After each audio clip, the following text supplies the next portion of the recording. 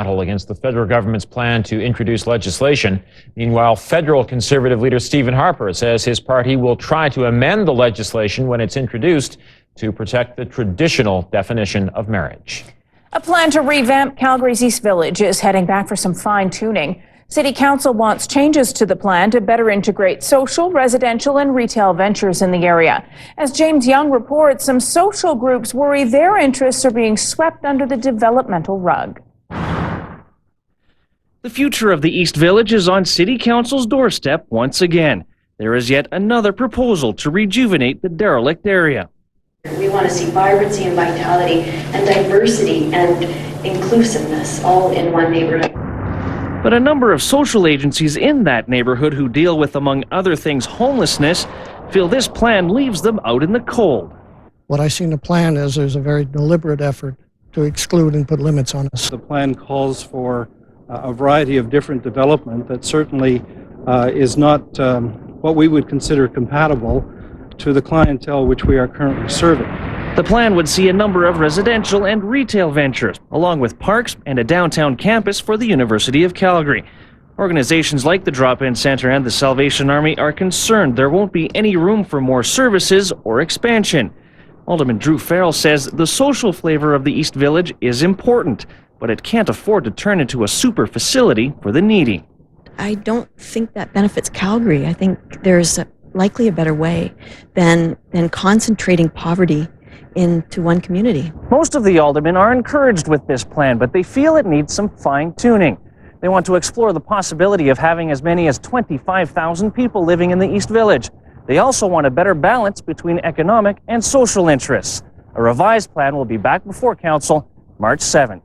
James Young, CFCN News. City police are still looking for the driver responsible for a fatal hit-and-run in the southeast Friday night. 65-year-old Gerald Jervis was hit and killed around 9 Friday night while walking along 50th Street Southeast. Police say the driver left the scene without stopping to help Jervis. A passerby called police. Anyone with information is asked to call city police. Meantime, police think speed and alcohol were factors in another fatal crash over the weekend. 29-year-old Paula Lynn Ashby died Sunday morning when her car was hit at Center Street North and 25th Avenue. The two people in the other car are recovering in hospital from their injuries.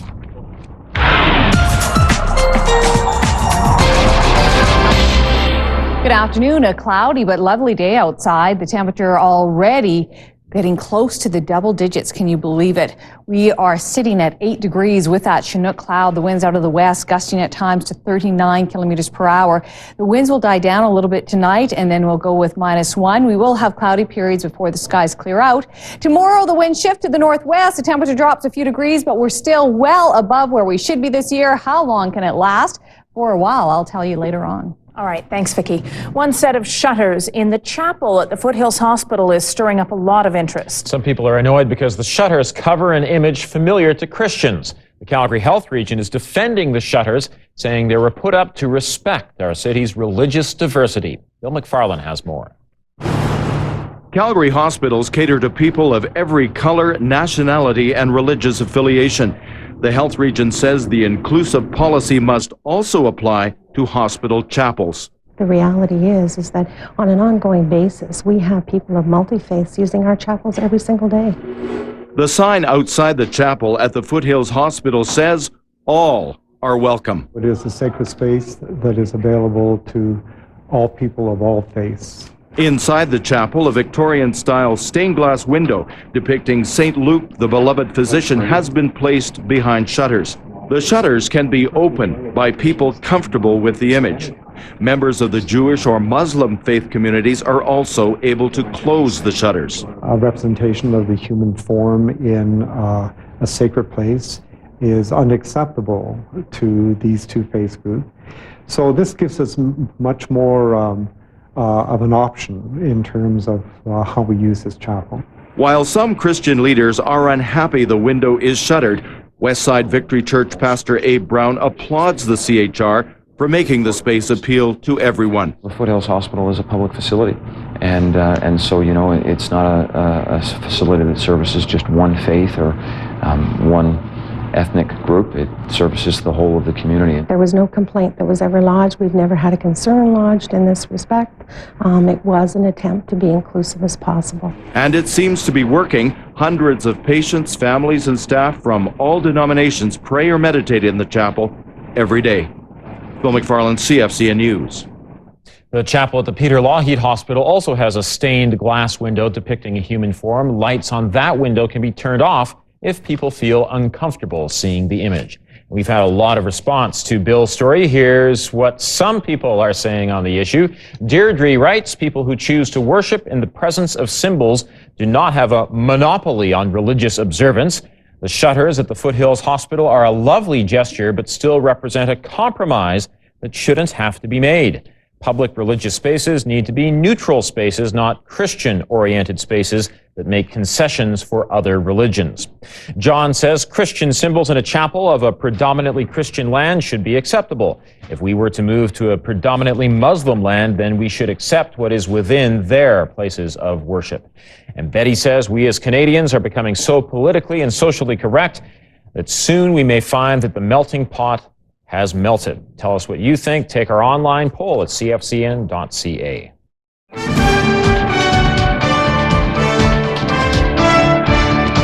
3-year-old Vancouver girl is in hospital after taking a sip from her father's water bottle. Police say the bottle contained GHB, also known as the date rape drug.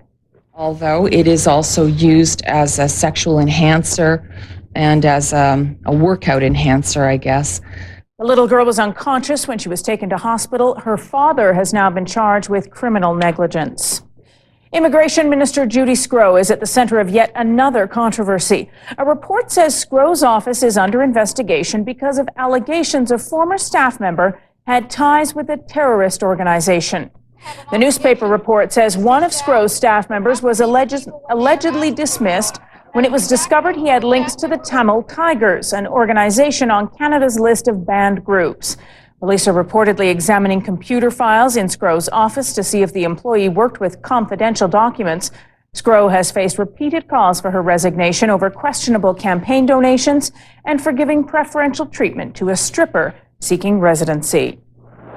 A Winnipeg MP is reintroducing a private member's bill to eliminate the GST on feminine hygiene products. The bill was first introduced in February but flopped. Judy Walisha-Lease says charging GST on sanitary napkins and tampons is a discriminatory gender tax that should be abolished. Women spend nearly $5,000 on the product, plus $300 in GST, throughout the course of their lives. Hopes for a salvaged NHL hockey season now hang on a crucial meeting underway today in Toronto, but it doesn't look good. It's expected the league will reject the players' bid to break the deadlock, including a one-time 24% salary cut. While the league will likely make a counteroffer, both sides are still miles apart. The league's executive vice president dismisses the players' pay cut offer as short-term financial relief, not enough to save cash-strapped teams. But the players say they've given all they can. Players have laid it out there. I mean, we have given them a system that is, we've just given and given, and we have, I think the players are pretty much at the end. The lockout is now in its 90th day. Today's meeting is only the second between the two sides since September. Jurors in the Scott Peterson trial are speaking out about why they chose the death penalty as his punishment. Some say the lack of emotion Peterson showed during the trial sealed his fate. As Carla Wall reports, even with the death sentence hanging over him, Peterson will likely live a long time in prison. This is where Scott Peterson likely will spend the rest of his life, San Quentin State Prison. He'll become the 642nd inmate on California's death row. Peterson will live by himself in a cell. Eventually, he could be allowed a TV, books, daily exercise in a small yard, and 2 visits a week. It's going to be loud. It's going to be oppressive.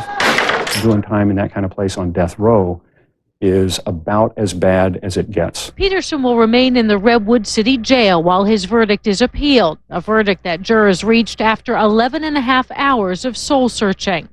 I think in my heart I made the right decision. Otherwise I would have not come up with that ultimate decision. They can rest in peace now. They can rest in peace. justice was done. Lacey's family has asked for privacy during the upcoming holidays which mark the 2-year anniversary of her disappearance, the beginning, her stepfather says, of their nightmare. What a nightmare. It hasn't changed. It's still a nightmare. But justice was served. It's unlikely that Peterson will be executed for decades, if ever.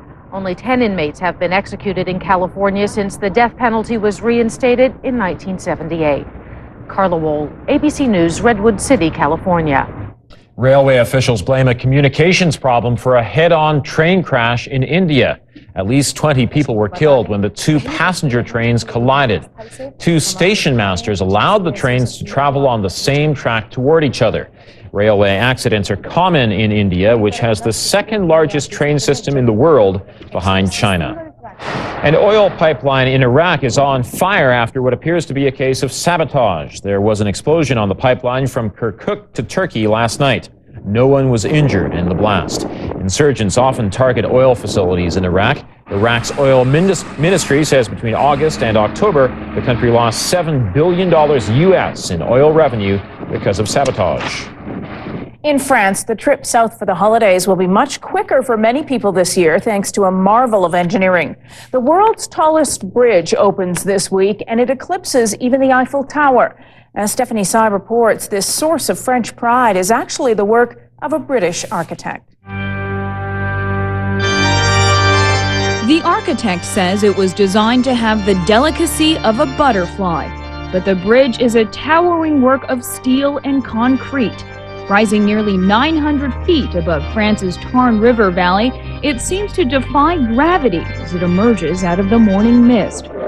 French President Jacques Chirac inaugurated the structure by unveiling a simple plaque. In France, the bridge is a new source of pride, symbolizing the country's innovation and modernity. This miracle is the fruit of a collaboration of exceptional men of great talent. The bridge was the brainchild of the British architect Norman Foster, a controversial choice for the project because of his nationality. It is now being hailed in the French press as a work of art, but it has a very practical purpose. The $523 million roadway will relieve a traffic bottleneck between France and Mediterranean vacation spots, just in time for the busy holiday travel season. The bridge will open to traffic on Friday. Officials are estimating an average volume of 10,000 vehicles a day. Stephanie Sy, ABC News, London. Drivers will have to pay a toll of about $7 Canadian to cross the bridge. And it's probably worth paying just for the view. Looks amazing. Absolutely. Amazing. Love it. Traveling around the world, enjoying the local beverages. For most of us, it sounds like a vacation, but for the thirsty traveler, it's his job. And a darn serious one at that, too. This afternoon, he'll join us with some of his picks for budget wines for holiday entertaining. We'll hear how you can help out families in need through the magic of Christmas, and Cheryl Wallach is here with a pet in need of a good home.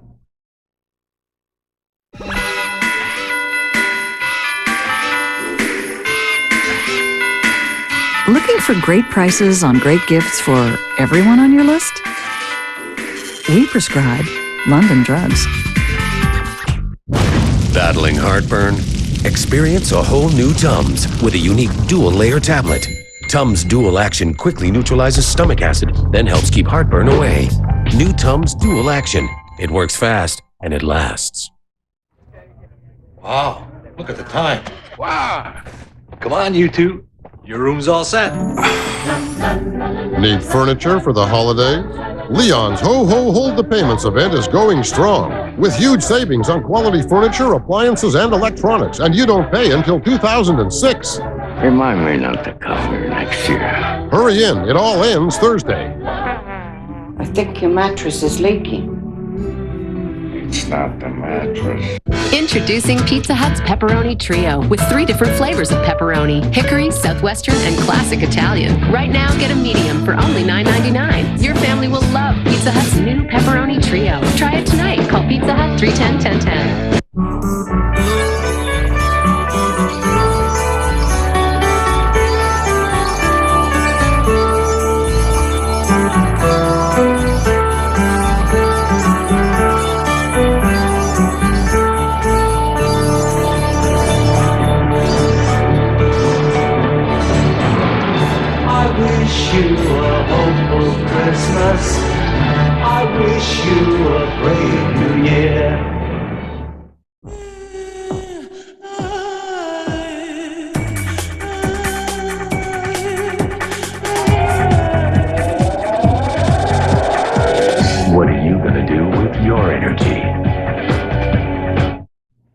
Each year, thousands of Albertans live with chronic pain. It can come in many forms and to many degrees. But as Karen Owen reports in this afternoon's Medical Watch, one woman's case is so extreme she can't be treated just with medication. 2 years ago, Jackie Valdemar's life changed. She suffered a minor injury. A glass broke and she got hundreds of tiny shards of glass in the palm of her right hand. She didn't recover. I've lost friends. And people don't understand just how much pain there is and how debilitating it is. Jackie developed complex regional pain syndrome. Typically, there are changes in the color and temperature of the skin. There's an intense burning, skin sensitivity, sweating, and swelling. It is usually confined to one limb or one body part. In Jackie's case, her entire body is in pain. The pain is now so bad she can barely move, and her world has become very small. We understand that it's a neurogenic problem. In other words, it's a problem with the alarm system. It seems that the alarm system is set off following the injury, and the burglar alarm, as it were, is still ringing. Dr. Spanswick says there doesn't seem to be any way to turn off the pain. Pain medications don't help. Jackie now has a home care worker. It took her months to get a proper diagnosis. They're asking you questions and saying, so what should I do? What do you want me to do? And you're going, you're the doctor, like, help me, I'm hurting. It's not in the head, and I wouldn't want people to think that. A lot of patients have often had it implied that it might be. Complex regional pain syndrome is rare and, as the name suggests, complicated with no specific treatments. Karen Owen, CFCN News. Jackie's case is an extreme example of the syndrome. Generally, people don't wind up in a wheelchair. Tonight on our News at 6, we'll meet another woman with CRPS who is getting therapy to help her live with the pain. A new report has some discouraging news about the future of healthcare in Canada. The Canadian Institute for Health Information says the country could soon be hit with a major shortage of nurses. The warning is in the annual report by the organization, which comes out today. The group blames the upcoming shortage on the fact that many frontline healthcare workers will soon be retiring. In a Montreal hospital, a small boy is finding it possible once again to hope and dream. Little Richard Pham, near death a short time ago, is being kept alive by a mechanical heart.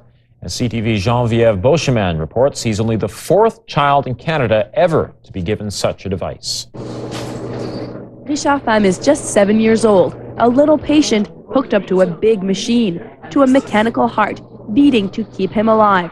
And to his mom and dad, that means everything. I'm very happy because just now I have only him. Doctors say last month, Richard was rushed to hospital. His heart was failing, attacked by cardiomyopathy, disease of the heart muscle. That was less than 4 months after his 10-month-old brother William died of the same illness. It's classic signs of heart failure that we had before us when Richard presented at the emergency room. Doctors and nurses at Montreal's Saint-Justine Hospital installed what's called a Berlin heart. It's a made-in-Germany mechanical pump. It sits outside the body, pumping blood. Now, this is a rare operation, only the fourth of its kind in Canada. In 2002, 2-year-old Émile Jutras was the first Canadian child to be hooked up to the mechanical device, the youngest in North America. He received a heart transplant 109 days later. Some adults have lived for over a year hooked up to the Berlin heart, but it is a big machine and the risk of infection and blood clots is high. Richard has been hooked to his Berlin heart now for over a month. His parents hope doctors will soon find a donor with the heart small enough to fit into his chest. You know, there's quite a few patients that are lost on the transplant lists, and now we can offer, something to bring them towards transplantation. And even better, they're in better condition when they get the transplantation. Richard is doing well, playing lots of video games, and he's dreaming of leaving the Berlin heart behind and traveling the world. About Australia, he'd like to go over there to see it. All that's holding him up now is a new heart to beat inside his chest. Geneviève Beauchemin, CTV News, Montreal. This is CFCN, your local news. An update now on a story we've been following. Yesterday, we heard from the couple wanting to return to Iraq to grieve with their family. Salma Bari and her husband Tahsin lost their 2 children in a house fire last month. The fire also claimed Salma's citizenship documents, but today there is some good news. Alyssa Carpenter joins us now. Alyssa, what's the latest? Well, Jocelyn, as you know, the arson investigator in this case, Detective John Dukes, got personally involved, just wanted to be able to do something more for this couple who had lost so much, was able to make some phone calls, get in touch with an MP, an immigration lawyer, and try and expedite the process to send this couple home. This morning, Detective Dukes escorted the couple to Citizenship and Immigration and then to the passport office. Someone within the office took a personal interest in this case and has told Salma she can get a temporary passport, which is good for up to 6 months.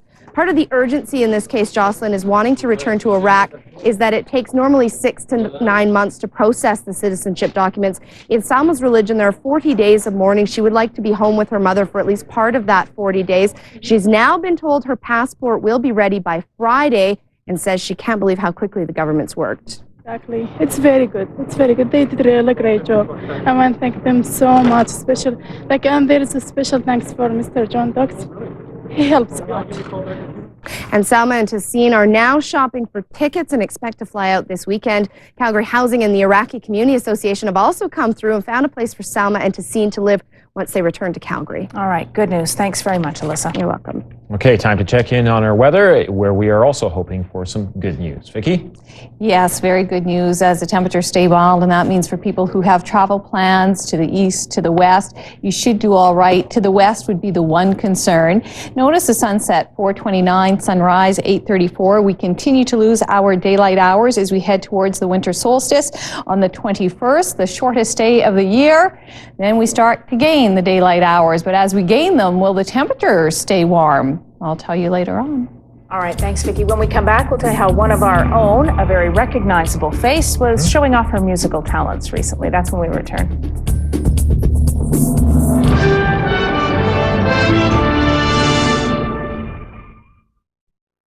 Medical Watch, brought to you by your Value Drug Mart pharmacist. Because the tricky thing about perfect right angles is the perfect part, Black & Decker created the Crossfire. It shoots horizontal and vertical lines that level automatically, so you get it right the first time. The Crossfire from Black & Decker. Because the evolution of the third hand is a bit slow in coming, Black & Decker created the Auto Tape. It's the only powered tape measure, so you can use it with just one hand. The Auto Tape from Black & Decker.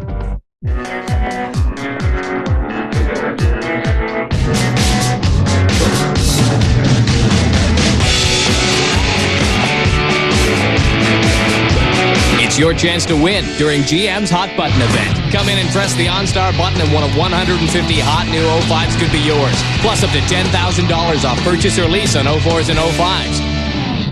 Hey! We'll give him a minute. Our biggest year-end celebration is on now.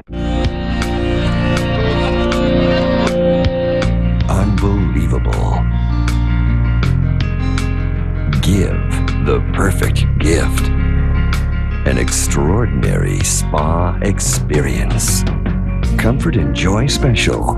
Only $159. The Oasis Wellness Center and Spa.